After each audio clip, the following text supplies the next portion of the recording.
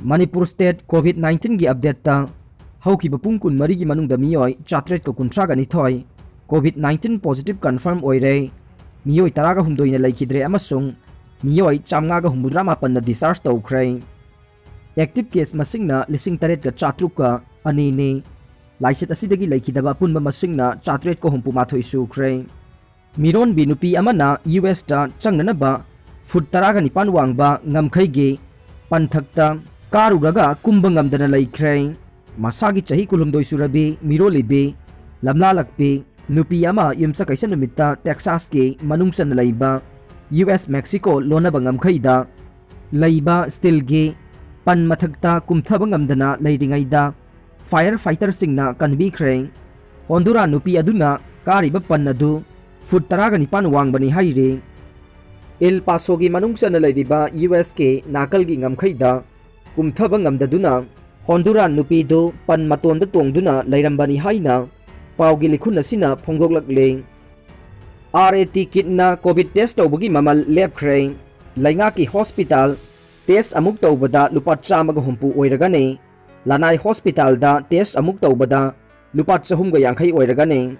Lanai amadi lainga ki layang sangsingda COVID-19 test tawbagi mamal ase launing ba mamalda lauduna Test tawbagi thabak satharabra haiba wakat kaya lakraba matung ngase rapid antigen test kit ki oina lanai amade lainga ki hospital singna logodaba COVID-19 ge testing SARS lainga na lepkhre Manipur lainga ki Directorate of Health Services ki Director Dr. K Razona thokpachero laman hai rapid antigen test RAT kit na COVID test tawbagi khudong chaba leiba lanai amade lainga ki hospital singda lainga na lepliba anover rate asi chanagane Lainga ki hospital singi oina test amuk tawbada lupa 150 lauragane aduga lanai hospital singina test amuk tawbada lupa 350 oiragane atai test singi de hana lepa mamal aduda adumak ahongba leiroi RAT kit ki oina lepliba anoba charge ase khudaktage layang sangsingda chanaba hogadabane Directorate of Health ki makhada RAT kit supply tawbagi charge matam gi matungina revise tawgane Loina na test tawbagi charge asisu honglakliba rate ki matungina matam gi ahongba lakani haire isolation tawphamdage COVID-19 Sandorakkadra mipaina re Hauzik Manipur da COVID-19 gi ani subo web asina lepa leitana naba amasung sibagi chang hengalakliba sida kaksinggi CHI C singda isolate tawduna leriba sidage COVID-19 Sandorakkadra mipaina re haina maikai adongge miyamna pausi asida wakat narakle Laingak na thokiba yathang amagi makhadagi hauji isolation center singda leriba patient sing asigi chak thindok thinjin tawriba ase laina ase launa rakpagi machak amasu oihalle mamangi ahanba webtadi lainga counselor amadi CSO singna kanna honaduna asigumba chaba thakpagi problem asi lahan khidrai handaki asuk tamthiraba asidadi chak pithok pisin to holiba se henami paiba poghalle amaromda isolate tawriba area asida Imungi miyoina chak pi bachangbadasu PPE kit na singbasu set panate masida natana imung pulak positive oiba amade miro laijadaba nongmagi suraga chaba miyoy singdade hena awabagi polum amasu oire hiram asida local MLA amade laingak na ahenba midyang sanghan ningling isolate tawduna leribasida numidangi matamda may mutkibada center sing asidasu generator thamdabana may mutpada khudong sadaba kayasu thokhalle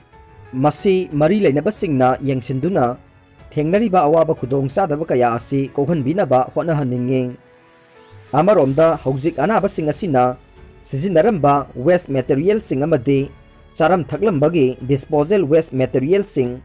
CHI C singda pulap paisinduna lariba ase hena khudong thiningai ne lainga ki oinasu waste material sing matau karamna dispose tawgani haibagi chapsaba kanglon leitriba ase Chana kanglon sembiduna anaba singna sizinaramba waste material sing asibu mafam chana loisilhanbi yo haiduna laingak amadi mari leinaba singgi pukning chingsilakle Tamu dagi Moreh Bazar da mana masing yon Changlakpasingdagi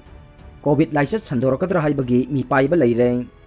Manipur gi border town Moreh ga yumlon aduna leriba Myanmar gi Tamu jail da leiba bandi singgi marakta COVID-19 test tawbada bandi yangkai ga taret lom COVID-19 positive oiba yaure Laichat asi makata na Sandorakkadra haina Tamu town manung amadi akoiba mafamsingda akiba leire hairi Chairak asida hauzik Indo-Myanmar border seal tawduna leidabasu Myanmar gi Tamu da leiba nupi kaya ama border lansilaktuna Moreh Bazar da marak-marakta manamasing yonbagi thabak tawre Moreh Bazar da leiba miyoisingnasu manamasing ase leibagi thabak sathari maduna Tamu town dagi border lansinduna manamasing yonba lakliba Myanmar nupi sing asida COVID-19 positive oiba yawram labade Laichat asi Moreh da Sandorakkadra achouba maram oigane maram aduna border lansilaktuna Moreh Bazar da manamasing yonba changlakliba Tamugi nupi sing ase changhandanaba leingakna thabak laukhatpam thoi hairi nupi amagi haksang kayat sing donate tawduna miyoi marigi punsi kankhre masagi chahi nifuga humdoirom surabi nupi amagi haksang kayat sing donate tawduna miyoi marigi punsi kankhre pawasina hai tha asigi chaichat kunda donate tawriba nupi ase oba amadi koksikpa tawrakpadagi khudakta Delhi gi Sar Gangaram Hospital gi emergency department ta layengna pukhalaki hairi mahak hana hypertension leiba amadi covid negative ni hairi hospital da admission tawba matamda mahaki haksang aduki matik soksilamba thengnaki doctor singna testing tawduna yengbada nupi adu brain cancer ni haiba khangbaga loinana laikanaba ngamdana laikhidre hairi nupi asigi chahi kunma thoirom suraba machanupa ama amadi mapuroiba lehauri hairi donate tawraklibasigi maramda official singna ningthina counseling tawbada nupi asigi haksang kayat sing ase atopa organ mathau taba singda mateng pangba asina mahak puning singbada matam chupada hingduna leiragani haiba wakhalonda donate tawkhibani haiba imung manungdagi khangba ngamkhe pause kharada pukramba kajaugi poknafam lana phongdorokpase kanagi asoibano trust pause kharada pukramba kajaugi poknafam lana inarakliba ase kanagi asoibano haina hangladuna khangdabadagi soikhibara natraga atamnana tawribara haina pukramba Kajau Memorial Trust Manipur gi cherola man hangakle cherola sina hai Manipur iramdam gi athoba ibudo pukramba kajau gi death anniversary celebration me kunga mangada kangmong da leiba khubam ani da pangthokraba matung nongmani ni chontharaga khongman chuthekta apunba Manipur huyen lalong lupna sinduna mahakpu British na Farsi tawkhiba ningsing numit pangthokpiba amadi covid ki awaba taraba singda tengbang piba pukramba Kajau Memorial Trust Manipur na harau nungaiba phongdokjari tasengbade kangmong khungang Imphal West District ta leiba khulasigi langgoizam laikai da leiba pukramba ingkhol hojik phawba leiriba sida pukramba kajau pokhibane laikhidraba kajau gi apokpa laikhidraba tungda maisnam laikai da leiriba mamagi mapam ningthogjam da laikhi Farsi tawraba tungda maisnam laikai da poloikhi hairi International passenger flight pumnamak June 13 phawba suspend tawkhre DGCA the Directorate General of Civil Aviation DGCA gi Director General na international passenger flight pumnamak June 13 phawba athingba thamkhre adum oinamak athingba sida international all cargo operation amasung aviation regulator na ayaba piraba flight singde consinde hairi schedule international passenger flight singsu coronavirus pandemic hengalakpana May 13 phawba athingba adu sangdokre